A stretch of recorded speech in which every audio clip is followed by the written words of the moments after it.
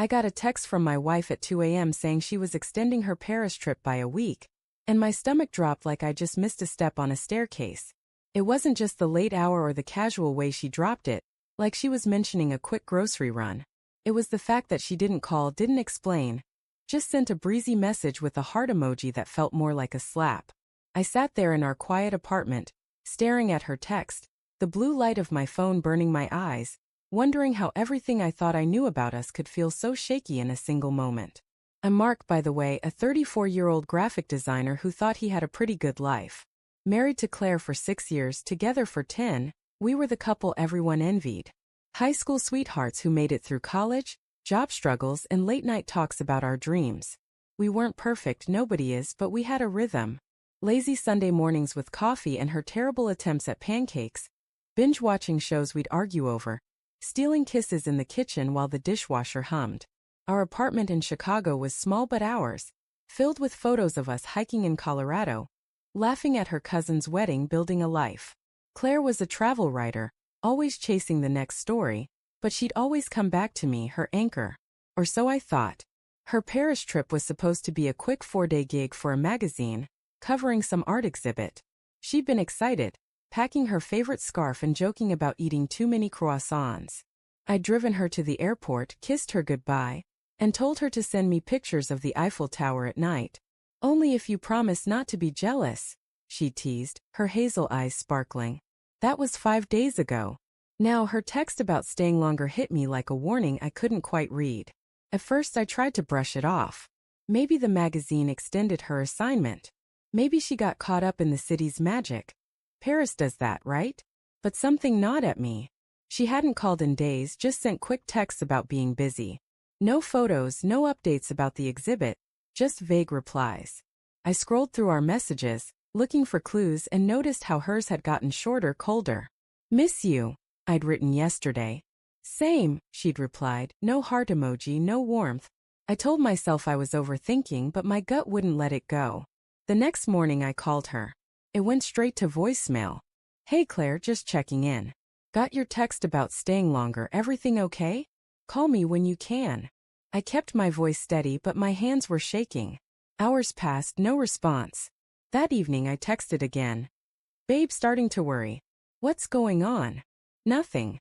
By midnight I was pacing our living room, the city lights flickering through the window, my mind racing with possibilities. Was she hurt? Lost her phone? Or something else? I don't know why I did it, but I opened her laptop, still logged into her email. We'd always trusted each other. Never snooped, but desperation makes you do things you'd never admit out loud. I searched Paris in her inbox, expecting work emails, maybe flight changes.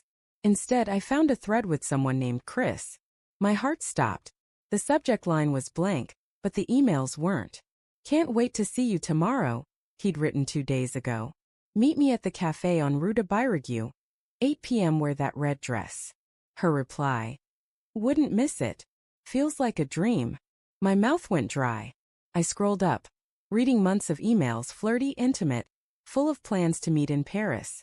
Chris was a photographer she'd met on a shoot last year. I remembered her mentioning him casually like he was just a colleague. Now every word felt like a lie. I sat there numb, the laptop screen blurring as my eyes stung. My wife, my Claire, was meeting another man in Paris. The red dress, she'd packed it, said it was for a fancy dinner with the magazine team. I wanted to scream, to throw the laptop across the room, but instead, I just sat there, replaying every moment of our life together, wondering how I'd missed this. The next day she finally called. Her voice was cheerful, too cheerful, like she was trying to sell me something. Hey, sorry I've been MIA. Work's been crazy and I lost track of time. Lost track of time? I said, my voice sharper than I meant. Claire, you're extending your trip a week, and you didn't think to call? She laughed, but it sounded forced. It's just work, Mark. They need me for another feature. I'll be home soon, promise. I couldn't hold it in. Who's Chris? The line went silent. I could hear her breathing, quick and shallow, like she'd been caught stealing. I saw the emails, Claire. The cafe, the red dress, all of it. Who is he? Mark, it's not what you think, she stammered, but her voice cracked and I knew. He's just a friend, a photographer I work with. We were just catching up. Catching up? I snapped. For months? Planning secret meetups in Paris? Don't lie to me. I deserved the truth. She started crying soft sobs that made my chest ache even as I burned with anger. I didn't mean for it to happen, she said. It started as nothing, just talking, but I don't know, Mark.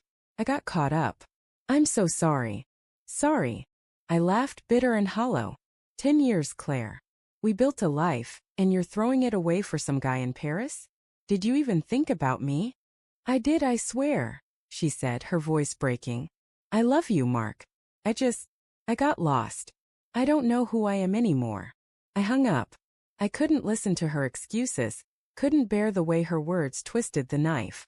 For days I barely slept, barely ate, just sat in our apartment surrounded by her things. Her scarf on the couch, her favorite mug in the sink. Every memory felt tainted, like I'd been living a lie. I thought about calling her back, begging her to come home, but what was the point? She'd made her choice. A week later she came back. I was at the kitchen table when she walked in, her suitcase dragging behind her. She looked tired, her eyes red, but I didn't care. I'm so sorry, Mark, she said, her voice small. I ended it with Chris. I want to fix this. I looked at her, the woman I'd loved since I was 16, and felt nothing but a hollow ache. I don't know if we can, I said. You broke us, Claire. You broke me. She cried, begged, promised to change, but her words felt like echoes of a life that didn't exist anymore. I moved out the next week, crashing on a friend's couch, trying to figure out who I was without her. The heartbreak was raw, like a wound that wouldn't close, but there was something else too. A quiet strength growing inside me. I wasn't ready to forgive, not yet, maybe not ever. But I knew I'd survive this, even if it meant rebuilding my life from scratch. Sometimes, love isn't enough to hold two people together when one of them chooses to walk away. And as I sit here now, staring at the city lights alone, I realize the hardest part isn't losing her. It's learning to trust myself again.